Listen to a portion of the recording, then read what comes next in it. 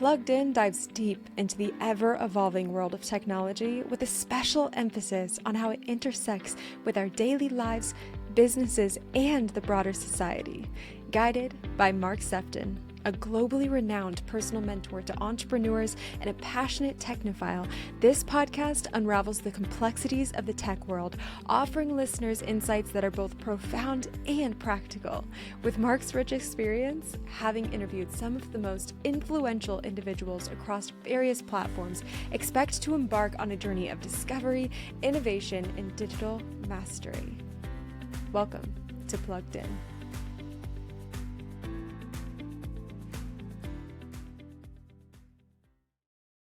Welcome back to the Plugged In podcast. Really looking forward to jumping on this call and getting deep into conversation. This show is where we look past the high-level software and dive straight into the physical infrastructure, keeping artificial intelligence alive. Right now, there is a massive looming question mark hanging over the entire tech industry. How on earth are we going to power the massive AI models of tomorrow? Grid connection timelines are stretching to a staggering 4 to 10 years, and massive GPU clusters are spiking demand in milliseconds, forcing data centers to run at only half their capacity to avoid total failure. But our guest today says this crisis is completely solvable right now without rebuilding our power grids from scratch. Joining us is Broc TenHouten, the co-founder and CEO of Intrinsic Power, and his team have built high-voltage, AI-driven power systems that proactively manage loads, locking up to 40% more capacity on existing connections. Broc, welcome to the show. Thanks for having me on, Mark. Really appreciate it. Yeah, I'm looking forward to it, and we were both saying before we jumped on, I was walking the Malvern Hills on Saturday, which is a beautiful part of the countryside, and you're up in the mountains in LA. So I think between us, we had quite a lot of nice time in nature. Yeah, absolutely. Absolutely. I think sometimes, Broc, when we're busy creating and we're involved in things, we need that time away just to be able to breathe. I think some of our most creative ideas come from those times where we're not consumed. I don't know. I tend to, I don't go on that many vacations. Mostly I work. Okay. And is the reality of it. Every once in a while I'll go somewhere. I think I just went on my first trip with the family abroad in 5 years this year. So it's I don't really get away. I mostly work. And how was that? Was that really uncomfortable for you to really be able to switch off? No, I brought my laptop with me and, worked at nights and just tried to fit both in as much best I could. But, I'm really passionate about what I'm working on here. This is a real problem that's coming. It's a train wreck that I've been talking about for years and I've been preparing for and thinking about the solution to. And so I'm excited to be a part of solving this problem. That's good. Broc, the mainstream narrative around AI data centers is often incredibly doomsday focused, with headlines claiming we'll completely drain our energy grids and resources. And you're here really to tell us that this power challenge is actually solvable right now. Where is the public conversation getting it wrong? And why is the physical grid connection not the absolute dead end people think it is? Yeah. So, obviously the train wreck we're in right now is that the pace of growth of the economy and the need for power in data centers and elsewhere is just outpacing our ability to grow our grid. And that problem is only going to get worse in the near term and even in the medium term. And so we need to think through better ways to address that during this period. Otherwise, we'll find ourselves power constrained and in the situation we're in right now. There are a few things. One is that one way this is being solved at data centers specifically is with additional power generation on site. A lot of that power generation, they're allowing to be not the cleanest sources. And, they're also not the most cost-effective sources. People are doing on-site power generation for the base power of the facilities, not even as backup, just running generators continuously. The other thing we're seeing is that data centers just aren't being able to expand as fast as they want, and they're looking for new locations where there is more power available and adding locations. And sometimes those locations aren't in the ideal spots. And, they're close to towns where there happens to be power. They're close to places where it's convenient to get the power, but it isn't necessarily where you'd put the data centers if you had a choice. And so what we've done at Intrinsic Power is we've looked at all right, how do we get the most out of the connections we have, out of the available power we have? And what we realized was that when you look at the average power consumed by a data center, it's about half. Some of the better ones are running at about 60% of their total connection. And they do that because there's large power spikes. These data centers, they tend to be very lumpy. A bunch of requests come in all at the same time. A ton of GPUs work in parallel, and you wind up getting these huge spikes, 100 megawatts in 10 milliseconds. That's one AC cycle, and you're jumping 100 megawatts. And it's very difficult to control those power spikes. And so what the facilities do is they run at 50% because they're allowing the power consumption to double and still keep them underneath that 100% of their power connection. And you can go to 100%.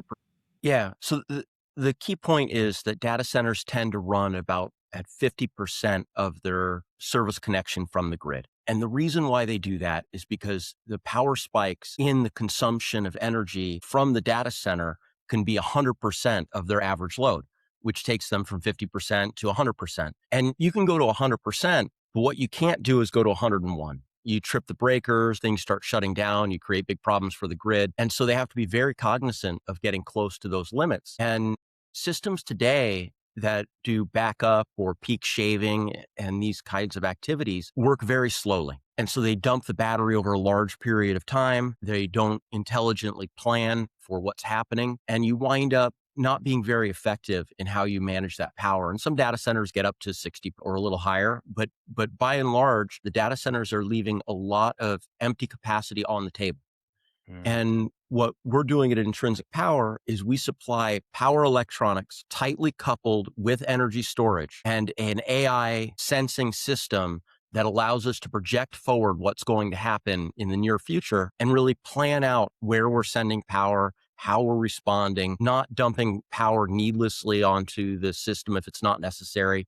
And we're able to control those power spikes a lot closer to 10%. And so, if you have a data center that's running at 50% of their capacity and you allow them to run at 90%, you've suddenly unlocked an additional 40 of power for that existing facility, allowing them to upgrade to go to the next generation of chips to run much more power in the racks. Brocky, let's look at the actual math of wasted capacity. Because of those massive GPU power spikes, many data centers are running only 50%, as you've been saying, just to avoid those system failures. How does leaving half of our data center capacity on the table actually affect the global rollout of AI?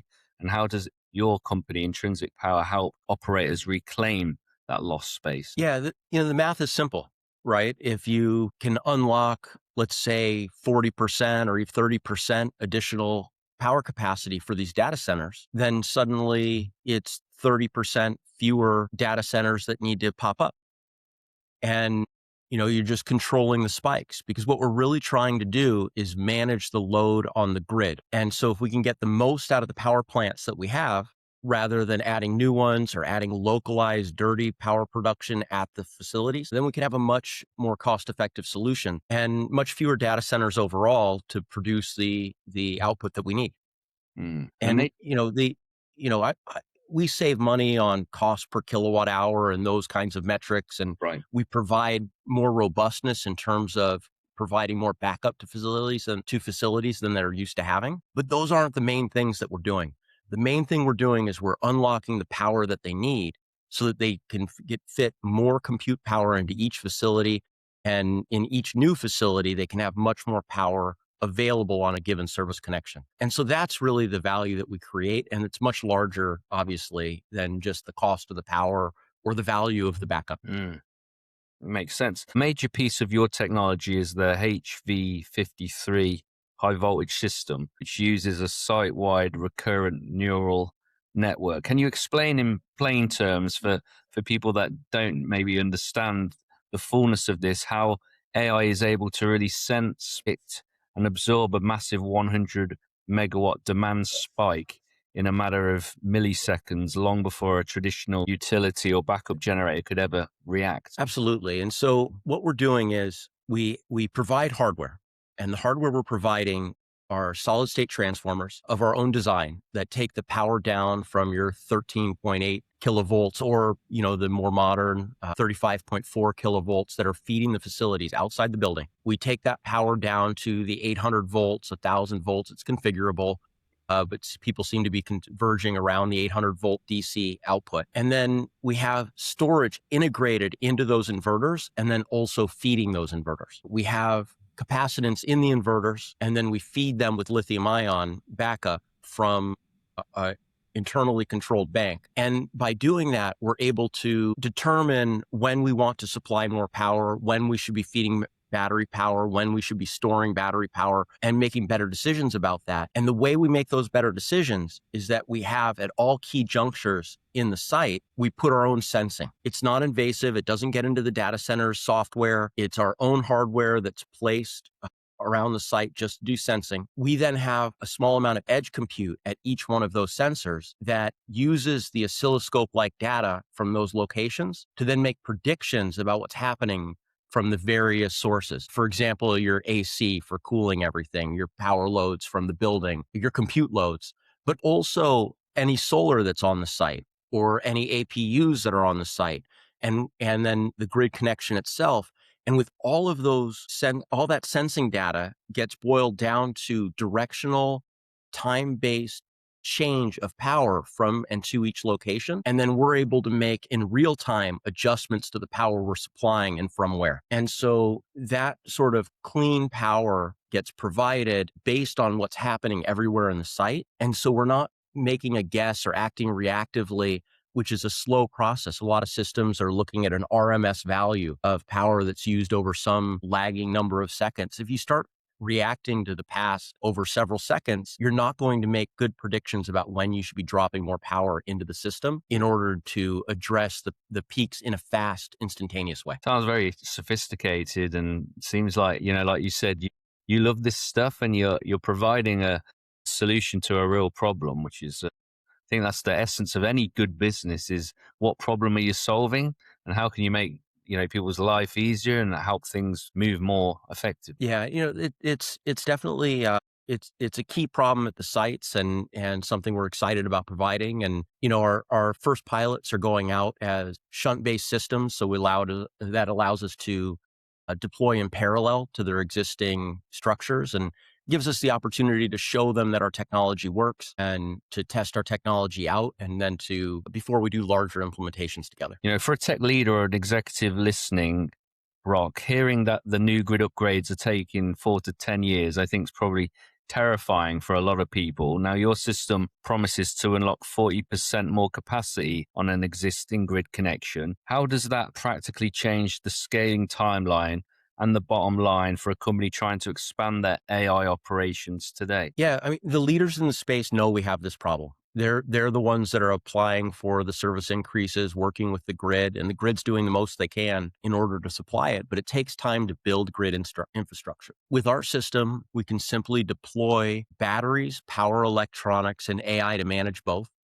and provide additive power that then allows them to get new deals with the grids that they're working with already, and also to just keep their power loads underneath their service connection and not have to worry so much about it. So it sort of simplifies the problem for them. But yeah, that's basically the net of it, is that we provide more power for these groups that really need it. Now, your system uses a retrofit-ready grid parallel architecture. Why was it crucial for you and your business to build a system that integrates into existing data centers rather than requiring operators to completely rebuild their physical infrastructure from the ground up? Yeah, I mean, we're excited about in the future supplying systems that allow the incorporation of our technology right from the start. But there's so many data centers that already exist that are trying to upgrade from, their existing compute hardware to much more powerful compute hardware.